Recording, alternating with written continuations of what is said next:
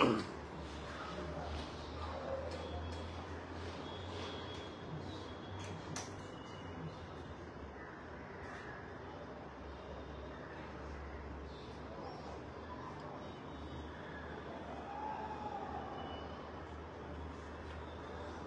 मी Rahul Kulkarni, NDTV मध्ये तुमचं स्वागत आहे।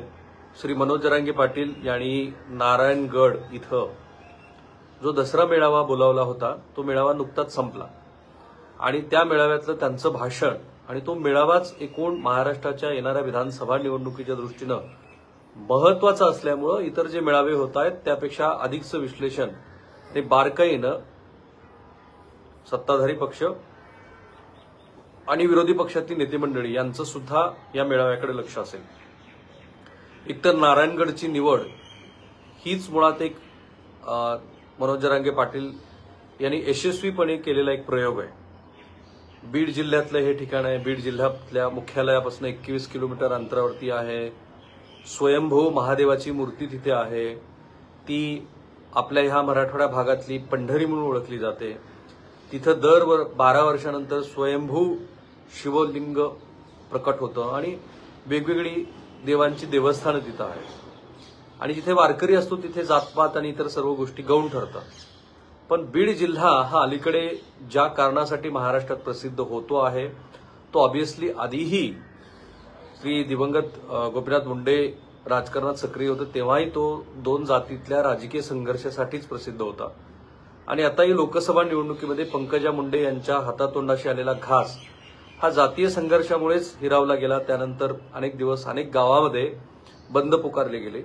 सो बीडच्या नारायणगडची केलेली निवड ही एक राजकीय उत्तम प्रयोगाची खेळी आहे, कारण मराठवाड्यातले जे 40 ते 48 विधानसभा मतदारसंघ आहेत त्या मतदारसंघाच्या सेंटरलाच हा नारायणगड आल्यासारखा आहे आणि तिथे मनोज जरांगे पाटील यांनी आज जो मेळावा घेतला त्या मेळाव्याचे जे काही राजकीय परिणाम होतील त्याच्या केंद्रस्थानी भविष्यात सुद्धा बीडच जिल्हा असणार आहे। आणि हा पण योगायोग नाहीये की जेव्हा मनोज जरांगे पाटील यांचा मेळावा सुरू होता तेव्हा लक्ष्मण हाके हे पंकजा मुंडे ज्या दरवर्षी दसरा मेळावा घेतात त्या मेळाव्याला उपस्थित होते। त्यांच्याबरोबर त्यांचे बंधू जे गेली 12 वर्ष पंकजा मुंडे यांच्या बरोबर नव्हते तेही उपस्थित होते आणि लक्ष्मण हाके यांचा उल्लेख गोड लेकरू किंवा आवडतं लेकरू अशा शब्दामध्ये पंकजा मुंडे यांनी केला आणि म्हणून ह्या एकात एक गुंतलेल्या ज्या गोष्टी आहेत ना त्या आपण दोन मुद्द्यातनं समजून घ्यायला हव्यात। एकतर मनोज जरांगे पाटील यांची जी काही राजकीय ताकद निर्माण होताना दिसते आहे ती त्यांना मिळालेल्या प्रसिद्धीमुळं, त्यांनी घेतलेल्या शारीरिक कष्टामुळं आणि त्यात वेगवेगळ्या पद्धतीनं आंदोलनं करून आणि त्यात सातत्य ठेवून सुद्धा त्या सातत्याला लोक कंटाळलेले नाहीयेत हे दिसतं आहे। आता काही जणांच्या मते ज्यांना विधानसभेच्या निवडणुकीचे वेध लागलेत अशी मंडळी सुद्धा सक्रिय संख्येनं या नारायणगडच्या मेळाव्याला आली होती आपल्या समर्थकासह। त्यामुळे गर्दी उत्तमच होती, त्यात काही दुमत नाहीये आणि ती गर्दी जमवणं मनोज जरांगे पाटील यांचे हे काही तालेवार नेते नाहीयेत, त्यांच्या मागे ना कुणाचं बळ आहे आत्ता तरी ते दिसत नाहीये।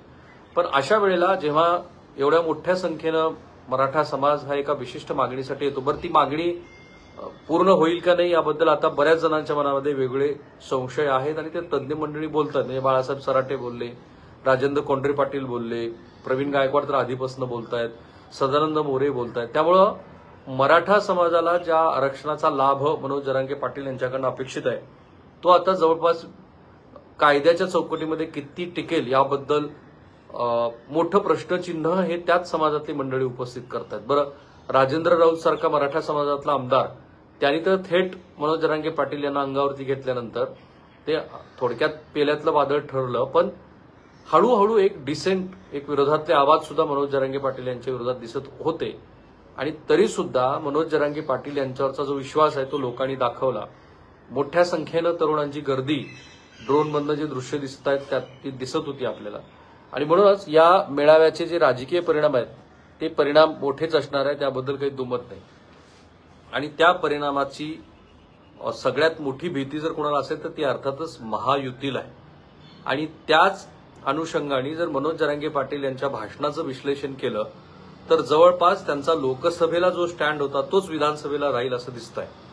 कारण त्यांचा सगळा जो रोख होता तो सत्ताधाऱ्याकडे होता. त्यांनी ते आधीच भूमिका स्पष्ट केली आहे की जे सत्ताधारी आहेत त्यांनाच प्रश्न विचारू. आणि आज ऍड ऑन ते काय बोलले तर ओबीसींच्या यादीमध्ये ज्या नव्या जातींचा समावेश केला, खरं म्हणजे तसा नव्या जातींचा समावेश आधीच होता, केंद्रीय यादीमध्ये ह्या जातींचा समावेश करा अशी राज्य सरकारनं शिफारस केली.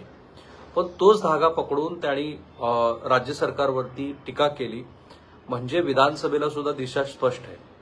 पण ती दिशा ही लोकसभेला जशी महाविकास आघाडीच्या बाजूने गेली तशीच ती येणाऱ्या विधानसभा निवडणुकीमध्ये महाविकास आघाडीच्या बाजूने जाईल का याबद्दल मात्र आता संशय वाटावा अशी राजकीय स्थिती हळूहळू बदलताना दिसते. ती का मला असं वाटतं ते मी सांगेन.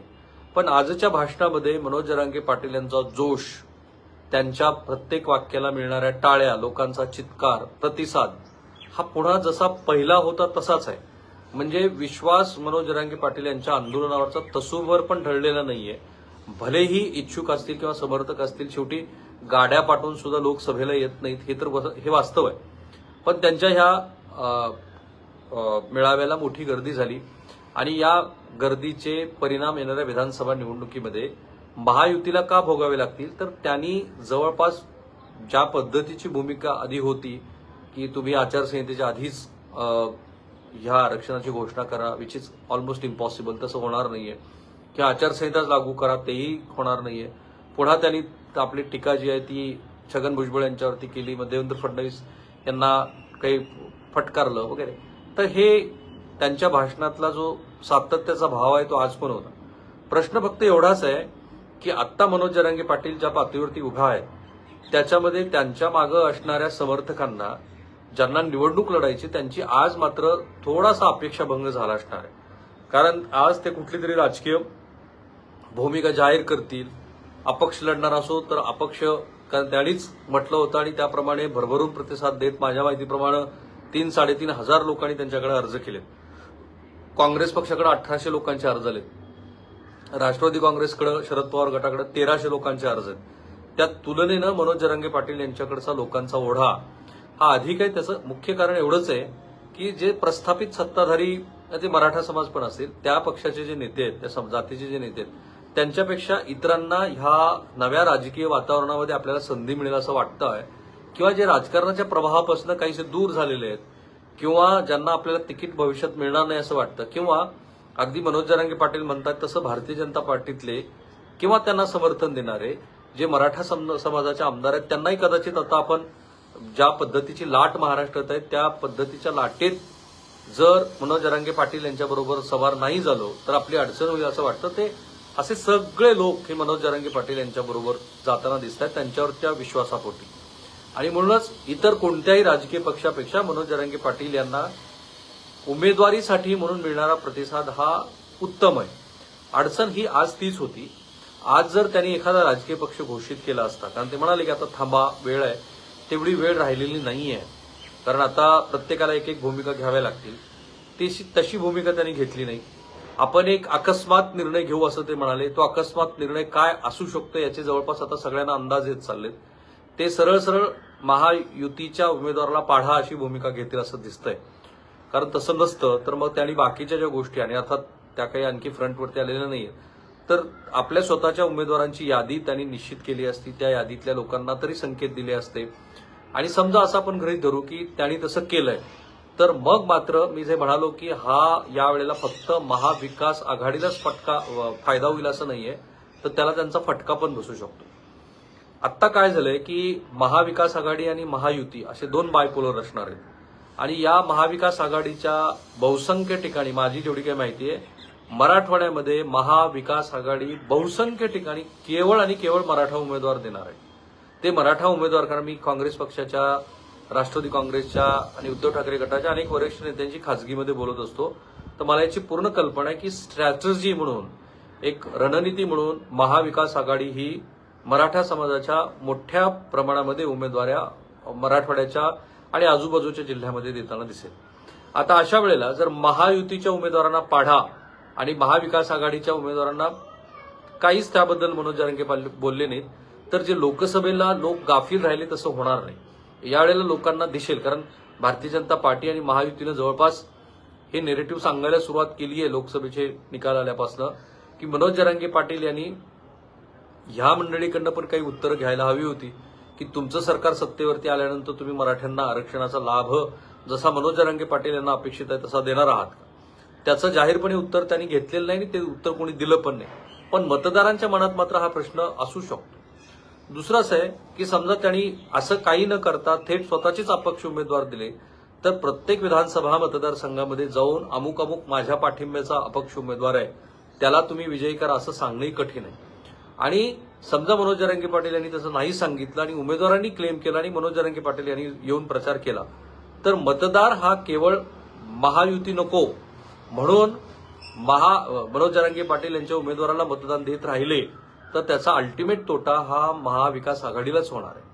तर आजच्या भाषणातनं एवढे सगळे जे अर्थ निघतायत त्यातला एकच सरळ साधा अर्थ जो मला दिसतो तो असा आहे की मनोज जरांगे पाटील यांच्यावरती लोकांचा विश्वास आजही आढळ आहे.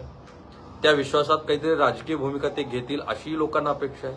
त्या अपेक्षेपोटी वाढणारी गर्दीही आपण बघितली आणि मनोज जरांगे पाटील यांच्या पातळीवरती पण एक भूमिका स्पष्ट दिसते की त्यांना महायुतीचे उमेदवार निवडून येऊ द्यायचे नाहीये आणि ते येऊ देत नसताना जी काही राजकीय भूमिका घ्यावी लागणार आहे त्या भूमिकेची वाट ही अत्यंत मी असं म्हणेल की अशी वाट असणार आहे की फार तोलून मापून भूमिका घ्याव्या लागणार आहेत.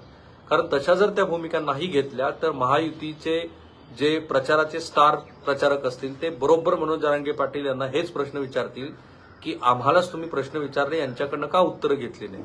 बरं, पुन्हा श्री शरद पवार यांच्यावरती जो काही आजपर्यंतच्या त्यांच्या राजकीय प्रवासाकडे बघितल्यानंतर कुठलाही मराठा समाजाचा सदस्य असं म्हणणार नाही की शरद पवार हे सत्तेवरती आल्यानंतर ठामपणे असं सांगू शकणार नाही की ते मराठा समाजाच्या आरक्षणाबद्दल काही भूमिका घेतली.